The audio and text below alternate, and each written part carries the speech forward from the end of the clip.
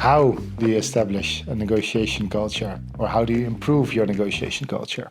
Well, it's like any other cultural change in organizations. It's hard work, it takes resources, it takes time, it takes patience, but it begins with commitment at leadership level, where organizational leadership says we are committed to improving our negotiation performance. And to do that, we have to invest not just in training, but in negotiation infrastructure. We might even have to think of establishing a negotiation office, as Deutsche Bank has. We have to invest in policies, procedures, and incentives to help our negotiators. We have to assist them with information gathering, with research capabilities.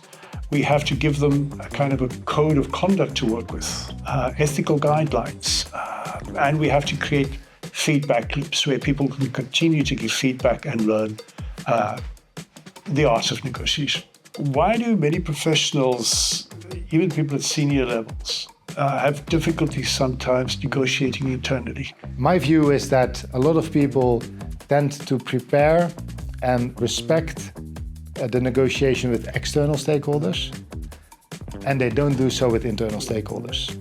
So what happens is, I'm going to negotiate with a supplier.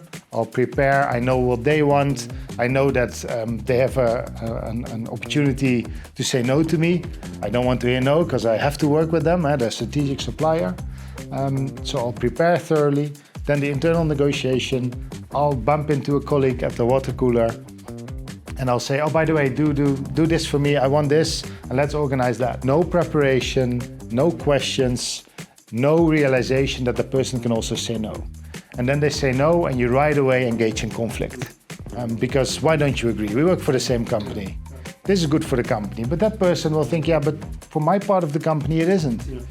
And because of the start, you'll have conflict in your workplace already, which nobody wants. And if it would have been more like a negotiation, where you would have set an agenda for a meeting, where you have said, let's talk about this, then you would have had more respect, and you would have, from the start, kept in mind that the person can say no. And that's crucial in negotiation. Everyone in a negotiation has the right to say no.